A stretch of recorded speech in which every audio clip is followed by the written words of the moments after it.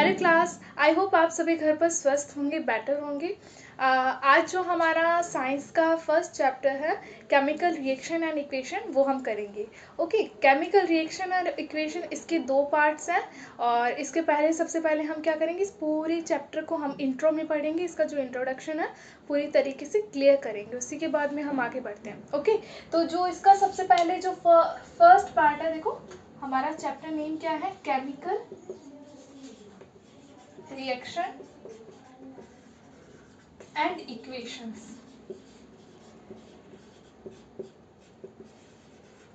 Okay, ये हमारा first part है।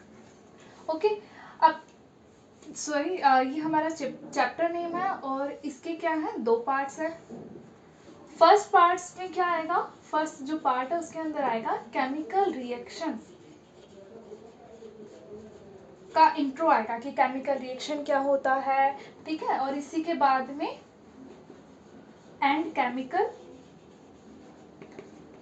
इक्वेशन, केमिकल इक्वेशन क्या होती है, ठीक है। तो ये वाला हमारा क्या है, फर्स्ट पार्ट है। हमें फर्स्ट पार्ट में ये करना है। ओके, इसको हम अच्छे से क्लियर कर लेते हैं अभी। देखो, केमिकल रिएक्शन क्या होता है, उसकी डेफिनेशन हमें पढ़नी है। फिर उसके बाद में केमिकल रिएक्शन को हम जो सिंबॉलिकली फॉर्म, यानी कि जो केमिकल फॉर्मूला है उस फॉर्म में जब हम लिखते हैं तो उसको हम उस फॉर्म को हम क्या बोलते हैं, उस केमिकल रिएक्शन की फॉर्म को हम क्या बोलते हैं, केमिकल इक्वेशन बोलते हैं। ओके, अब जो केमिकल इक्वेशन है ये क्या हो सकती है, बैलेंस्ड हो सकती है और अनबैलेंस्ड हो सकती है, ठीक है। तो हमें बैलेंस्ड और अनबैलेंस्ड पढ़ना है। ओके, बैलेंस्ड अनबैलेंस्ड होगी। सपोज बैलेंस्ड है तो उसको हमको बैलेंस करने की ज़रूरत नहीं है, बट अगर इक्वेशन क्या है, अनबैलेंस्ड है, तो उसको हमें क्या करना पड़ेगा, बैलेंस करना पड़ेगा। तो बैलेंस करने के लिए एक मेथड है, मेथड जो है hit and trial method. Hit and trial method, वो जो हमारा फर्स्ट पार्ट है, इस फर्स्ट पार्ट के अंदर हम क्या करेंगे, ये पूरा जो इसका इंट्रो है इसको हम पूरी तरीके से क्लियर करेंगे। ओके, जो सेकंड पार्ट है वो क्या है, टाइप्स ऑफ केमिकल रिएक्शंस। जो केमिकल रिएक्शन है उसके कितने टाइप्स हैं, किस तरीके के, किस बेसिस पर, यानी कि किस बेसिस पर कोई रिएक्शन हो रही है, उस बेसिस पर उसके क्या क्या टाइप्स हैं। तो उसके टाइप्स हो सकते हैं कॉम्बिनेशन, ओके, शॉर्ट फॉर्म लिख रही हूँ। ओके, सेकंड है डिसोसिएशन,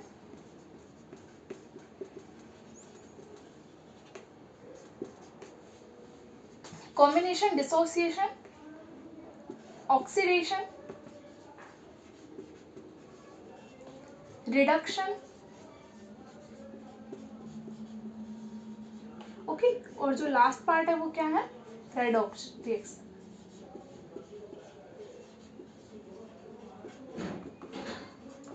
ओके, तो combination reaction, dissociation reaction, oxidation, reduction और रेडॉक्स रिएक्शन, तो ये सेकंड पार्ट है, ठीक है। सेकंड पार्ट में ये पूरा पार्ट आ जाएगा टाइप्स ऑफ रिएक्शन। अब देखो, एक छोटा सा टॉपिक है लास्ट में है, वो है कोरोजन और रेंसिडिटी, ठीक है। तो कोरोजन और रेंसिडिटी जो है ऑक्सीडेशन का इल इफेक्ट है, यानी एविल इफेक्ट है, किसका, ऑक्सीडेशन का। तो वो इस लास्ट पार्ट का ही छोटा सा पार्ट है, तो वो हम किस में कर लेंगे, ऑक्सीडेशन का अंदर कर लेंगे।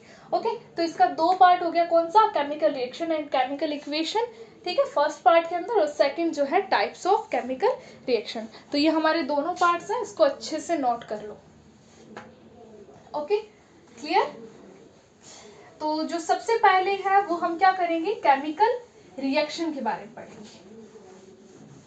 सबसे फर्स्ट पार्ट हमारा क्या है कि केमिकल रिएक्शन एक्चुअल में होती क्या है। केमिकल रिएक्शन, देखो इसकी डेफिनेशन जो होगी वो ये हो सकती है कि जो केमिकल चेंज हो रहा है किसी भी, it is the result of chemical change in any substance is known as chemical reaction. यानी कोई भी सब्सटेंस है उसके अंदर क्या हो रहा है, केमिकल चेंज हो रहा है, न्यू बॉन्ड बन रहे हैं या जो बॉन्ड्स है वो क्या हो रहे हैं, ब्रेक हो रहे हैं। ठीक है, तो ये दोनों जो प्रोसेस हो रही है वो किसको रिजल्ट करती है, केमिकल रिएक्शन को रिजल्ट करती है। और इसका जो मेन कोज है वो क्या है, chemical change in any substance. तो इसका मेन जो कोज है वो क्या है, chemical change in any substance. तो ये आप इसको नोट कर लो। ओके, तो केमिकल चेंज क्या होता है, अभी बताया, जैसे कि केमिकल चेंज होता है कि कोई बॉन्ड बन रहा है, नया बॉन्ड बन रहा है, नया प्रोडक्ट बन रहा है। ठीक है, तो केमिकल चेंज, वैसे वास्तव में दो तरह के चेंज होते हैं, एक होता है फिजिकल चेंज और एक केमिकल चेंज। ठीक है, तो केमिकल चेंज क्या होता है, केमिकल चेंज होता है कि सपोज हमने कोई सब्सटेंस है, उन दो सब्सटेंस है या एक सब्सटेंस है, उसको हम कोई एक्सटर्नल फैक्टर प्रोवाइड करवाते हैं। एक्सटर्नल फैक्टर टेम्परेचर भी हो सकता है, प्रेशर भी हो सकता है, हीट भी हो सकती है, इलेक्ट्रिक करंट भी हो सकता है, तो ये सभी हो सकते हैं। तो उस एक्सटर्नल फैक्टर के कांटेक्ट में जब उन केमिकल सब्सटेंस को लेकर आया जाता है तो वो क्या है, एक नया प्रोडक्ट फॉर्मेशन करते हैं। ठीक है, जो प्रोडक्ट बना है किनसे, पहले वाले जो केमिकल सब्सटेंस है उनसे जो प्रोडक्ट बना है वो क्या होगा, उसका जो स्टेट है वो भी चेंज होगी, कलर है वो भी चेंज हो जाएगा, उसका टेम्परेचर है वो भी चेंज हो जाएगा। कुछ कंडीशन में क्या है, इवोल्यूशन ऑफ गैस, गैस क्या होगी, रिलीज होगी। ठीक है, और जो प्रोडक्ट बना है उसको हम क्या नहीं कर सकते, जिस सब्सटेंस से बनाया है उसी सब्सटेंस में अगेन कन्वर्ट नहीं कर सकते। तो ये जो प्रोडक्ट है वो क्या है, स्टेबल प्रोडक्ट का फॉर्मेशन हुआ है किसके थ्रू, केमिकल चेंज के थ्रू। ठीक है, तो जो प्रोडक्ट है वो अगेन जिस सब्सटेंस से हमने प्रोडक्ट बनाया है उसमें अगेन उसकी जो रियल स्टेट थी उसमें अगेन कन्वर्ट नहीं कर सकते। ठीक है, तो ये प्रोडक्ट क्या रहेगा, स्टेबल रहेगा, यानी कि ये जो रिएक्शन होगी वो क्या होगी, इरिवर्सिबल होगी। ठीक है, सेकेंड एक छोटा सा जो दूसरा चेंज था, कौन सा, फिजिकल चेंज, उसको एक बार और ध्यान से देख लो। देखो बेटा, फिजिकल चेंज क्या होता है, फिजिकल चेंज होता है जैसे कोई सब्सटेंस है, सपोज हमने वाटर लिया, उसके अंदर क्या किया हमने, जो एक्सटर्नल फैक्टर बताए थे, हीट, टेम्परेचर, ठीक है, और हीट हो गया, टेम्परेचर हो गया, और जैसे इलेक्ट्रिक करंट हो गया। ठीक है, तो ये सभी अगर हम उसको, प्रेशर हो गया, तो ये जब हम क्या करते हैं, प्रोवाइड करवाते हैं या फिर कांटेक्ट में लाते हैं। सपोज हमने वाटर को टेम्परेचर के कांटेक्ट में लेकर आया, कौन सा फैक्टर लगाया हमने, टेम्परेचर वाला फैक्टर लगाया। तो लो टेम्परेचर में, यानी अगर वाटर नॉर्मल है ये, ठीक है, लिक्विड फॉर्म में है, अगर वाटर लिक्विड स्टेट में है, उसकी फिजिकल स्टेट अभी क्या है, वाटर है, सॉरी लिक्विड है, तो अब हम क्या करते हैं, उस टेम्परेचर को लो करते हैं। जैसे ही हम टेम्परेचर को लो करेंगे तो वो सीधा किस में कन्वर्ट होगा, आइस के अंदर कन्वर्ट होगा। ठीक है, जो स्टेट कौन सी है, सॉलिड स्टेट है। कब, जब टेम्परेचर का क्या किया हमने, लो किया, यानी एक्सटर्नल फैक्टर को हमने क्या किया, डिक्रीज किया। और अगर हम इसी एक्सटर्नल फैक्टर को क्या करते हैं, इंक्रीज करते हैं, तो यही वाटर किस में कन्वर्ट हो जाता है, या तो स्टीम में कन्वर्ट होगा या फिर वेपर में कन्वर्ट होगा। ठीक है, तो ये स्टीम और वेपर, ये कौन सी कंडीशन है, गैसियस स्टेट है। ठीक है, और वाटर कौन सी स्टेट है, लिक्विड स्टेट है। सपोज टेम्परेचर हम अगेन इंक्रीज करेंगे तो जो सॉलिड स्टेट है वो अगेन लिक्विड स्टेट में कन्वर्ट हो सकती है, और अगर हम इस टेम्परेचर को डिक्रीज करते हैं तो वो अगेन लिक्विड में हो सकता है। तो फिजिकल स्टेट क्या होती है, चेंज हो सकती है। ठीक है, जो उसका रियल स्टेट यानी वाटर है उसमें अगेन अपन उसको कन्वर्ट कर सकते हैं, बट जो केमिकल चेंज है उसमें हम कन्वर्ट नहीं कर सकते। ओके, ये तो हो गया केमिकल रिएक्शन क्या होता है, क्या होता है, मेन कोज क्या है, chemical change in any chemical substance. कोई भी सब्सटेंस है उसके अंदर क्या होना, उसका केमिकल चेंज होना।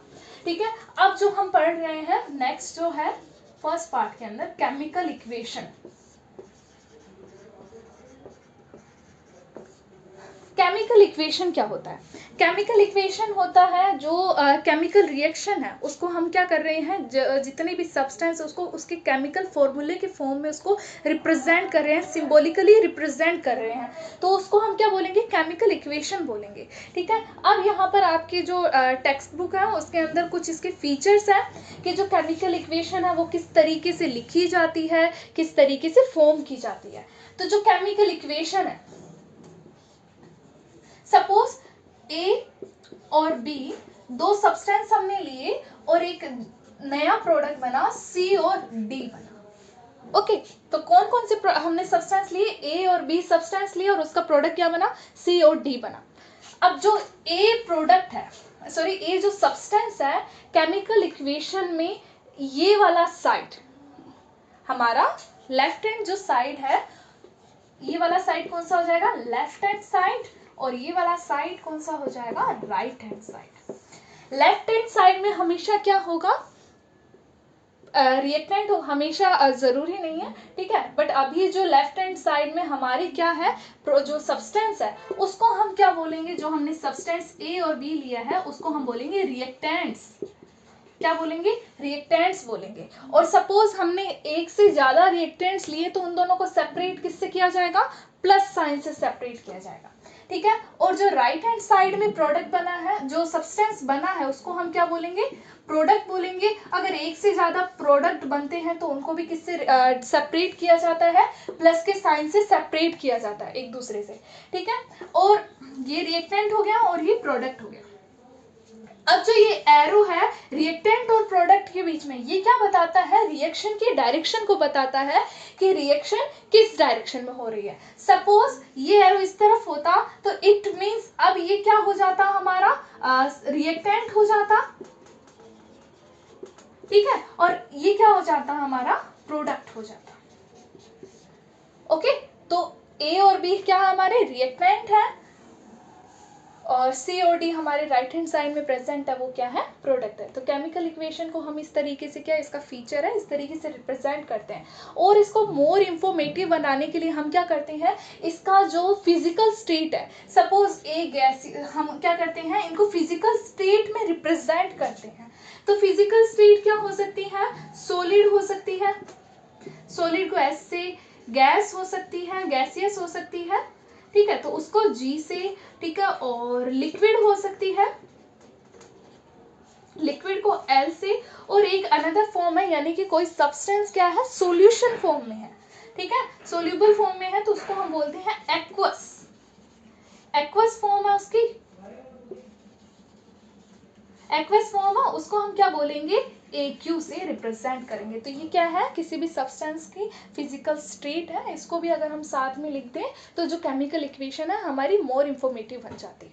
ओके चलो ये पार्ट तो हुआ, उसके फीचर्स हो गए, ठीक है। अब हमने 9th क्लास में एक टॉपिक पढ़ा था, Dalton's law of conservation of mass, हमने वो नियम पढ़ा था। तो उस नियम के अकॉर्डिंग क्या था कि जब कोई सब्सटेंस है, ठीक है, उसकी सपोज अमाउंट हो गई 50 ग्राम हो गई, कोई सब्सटेंस सपोज ए है, उसकी अमाउंट 50 ग्राम है, और कोई सब्सटेंस क्या बन रहा है, बी बन रहा है, ठीक है, तो उसकी अमाउंट भी क्या रहनी चाहिए, 50 ग्राम ही रहनी चाहिए, ठीक है। सपोज ए का जो मॉलिक्यूल है वो है 2 मॉलिक्यूल्स ऑफ ए, तो बी के भी कितने बनने चाहिए, जरूरी नहीं है कि उसके इतने बनेंगे, बट जो चलो ये मॉलिक्यूल वाला मत तो, इससे आप ज्यादा कंफ्यूज हो गए। ओके सपोज जैसे ऑक्सीजन एटम है, तो यहाँ पर अगर ऑक्सीजन एटम, जो ऑक्सीजन मॉलिक्यूल है वो यहाँ पर, इसके मॉलिक्यूल्स कितने हैं, 2 2 4, तो यहाँ पर भी जो ऑक्सीजन किसी भी प्रोडक्ट में बना है तो यहाँ पर भी ऑक्सीजन की क्वांटिटी कितनी रहनी चाहिए,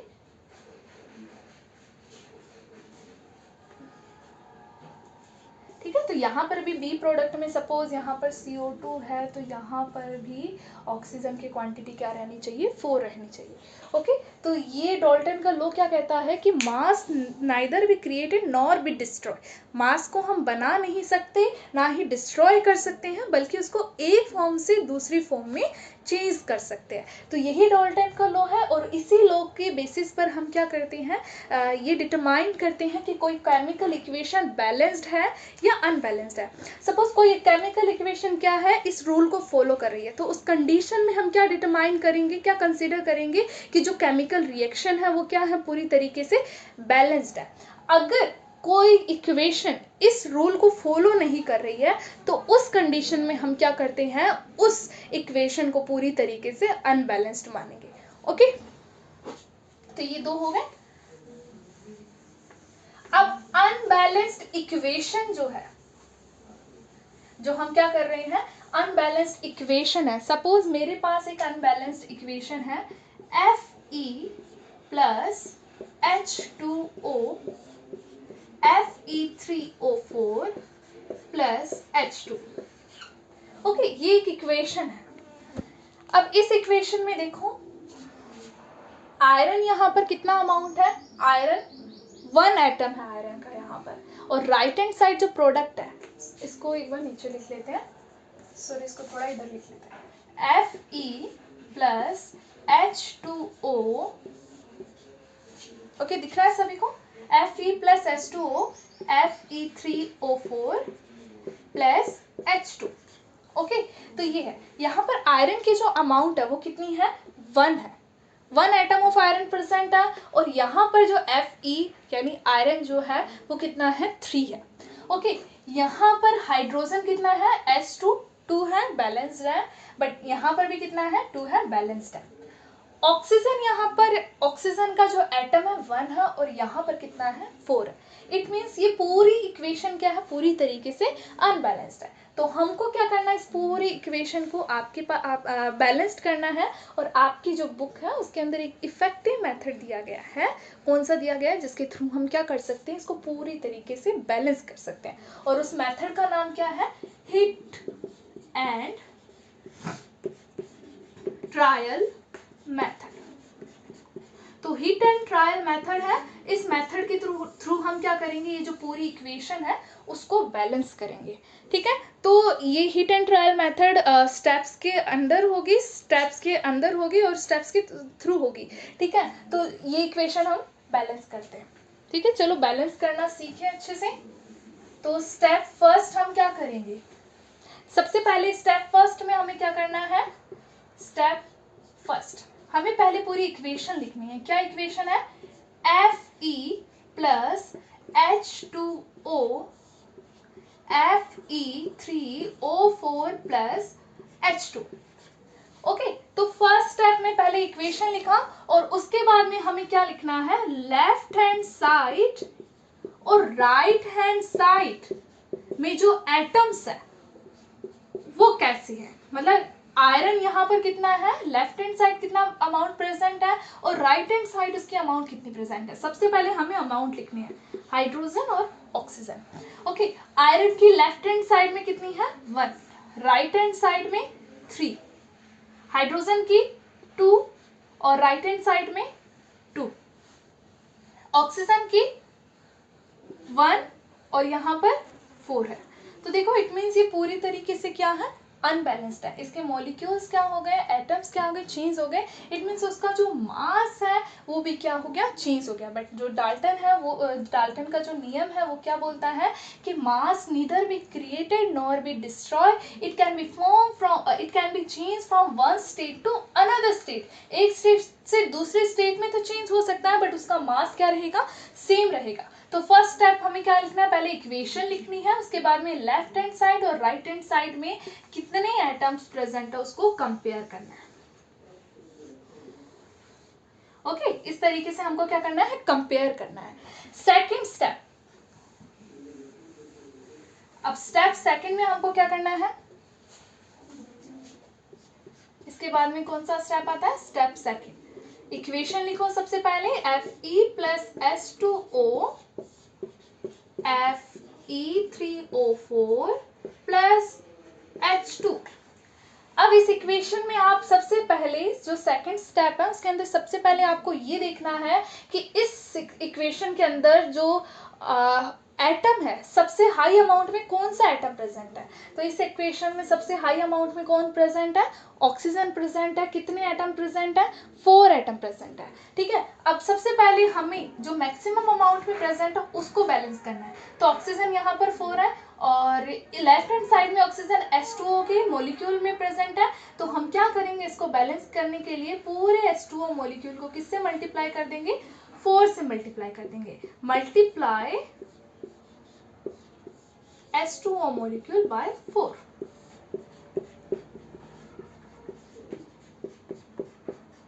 ओके, ऑक्सीजन बैलेंस्ड हो चुका है पूरी तरीके से। अब जो सेकंड, जो थर्ड स्टेप है, स्टेप थर्ड, उसके अंदर हम किसको बैलेंस करेंगे, आयरन यहाँ पर मैक्सिमम उसका थर्ड है, हाइड्रोजन देखो 4 2 8 2, तो अब हाइड्रोजन को बैलेंस करते हैं क्योंकि ऑक्सीजन के बाद में जो हाईएस्ट पोजीशन पे है वो कौन सा है, हाइड्रोजन है। तो हम क्या करेंगे, हाइड्रोजन को बैलेंस करेंगे। हाइड्रोजन को देखो यहाँ पर लेफ्ट हैंड साइड में 4 2 8 एटम्स है और राइट हैंड साइड में कितने हैं, ओनली 2 एटम है। तो राइट हैंड साइड में हम हाइड्रोजन जो मॉलिक्यूल है उसको कितने से मल्टीप्लाई करेंगे, 4 से मल्टीप्लाई करेंगे, Fe, और जिसको हमने क्या किया है, मल्टीप्लाई किया है, चेंज किया है, उसको बॉक्स में रखना है। ओके, Fe3O4 प्लस इसको हम बॉक्स में रखते हैं और किससे मल्टीप्लाई करते हैं, 4 से मल्टीप्लाई करते हैं। तो हमारे दो एटम ऑक्सीजन और हाइड्रोजन 4 2 8 4 4 4 2 8, ये दोनों क्या हो चुके हैं, बैलेंस्ड हो चुके हैं। स्टेप फोर्थ, लास्ट जो एटम है वो कौन सा बचा है हमारे पास, आयरन बचा है। आयरन देखो लेफ्ट हैंड साइड में तो 1 है और राइट हैंड साइड में कितना है, 3 है। तो हम लेफ्ट हैंड साइड में क्या करेंगे, आयरन को किससे मल्टीप्लाई करेंगे, 3 से मल्टीप्लाई करेंगे। देखो आप कभी भी जो कोई मॉलिक्यूल है जैसे Fe3 है, तो आप यहाँ पर जो इसका सब्स्टिट्यूट है उसको नहीं चेंज कर सकते, ठीक है। इसका जो Fe3, ठीक है, जो इसके सब स्टेशन में जो प्रेजेंट नंबर है उसको चेंज नहीं कर सकते हैं आप, उसके जो फ्रंट पार्ट में ही चेंज कर सकते हैं, फ्रंट पार्ट में ही आप नंबर ऐड करेंगे। Okay, 3Fe plus 4H2O Fe3O4 plus 4H2। तो ये पूरी इक्वेशन हो गई। इस पूरी इक्वेशन को आप एकदम सही से देख लीजिए, कहीं पर भी कोई भी किसी भी तरह का कोई डाउट। ओके, लास्ट में हम क्या करते हैं, हमारे कितने स्टेप्स हो गए, step second, step third, step fourth. अब लास्ट में हमको क्या करना है, इक्वेशन पूरी तरीके से बैलेंस्ड हो चुकी है, इसको हम क्या करते हैं, अच्छे से लिख लेते हैं। स्टेप फिफ्थ के अंदर, स्टेप फिफ्थ के अंदर हम क्या करेंगे, इसको पूरे अच्छे से लिखेंगे। तो क्या है, 3Fe प्लस 4H2, अब आपको बॉक्स लगाने की कोई जरूरत नहीं है, 4H2O plus Fe3O4 plus 4H2। अब हमको लास्ट में जब हमने केमिकल इक्वेशन के जब फीचर्स बता रहे थे तब एक बात बोली थी कि कोई भी केमिकल इक्वेशन है उसको मोर इंफॉर्मेटिव बनाने के लिए हम क्या कर सकते हैं, उसमें जो उसकी फिजिकल स्टेट है वो ऐड कर सकते हैं, ठीक है। हाइड्रोजन यहाँ पे गैसियस स्टेट में है, Fe3O4 सॉलिड स्टेट में और ये गैसियस स्टेट में है। आयरन H2O यानी वाटर, ठीक है, यानी स्टीम की फॉर्म में है, गैसियस का मतलब स्टीम की फॉर्म में है, सॉलिड फॉर्म में है, और ये हाइड्रोजन गैसियस फॉर्म में। ओके, तो ये हमारा हीट एंड ट्रायल मेथड हुआ और इसी के साथ जो हमारा फर्स्ट पार्ट है वो भी कंप्लीट हुआ। इस इक्वेशन को, हीट एंड ट्रायल मेथड को अच्छे से क्लियर करना, अच्छे से समझना। ओके, आई होप आपको अच्छे से समझ में आया होगा, ठीक है। जितने भी डाउट्स है तो आप कभी भी पूछ सकते हैं। ओके।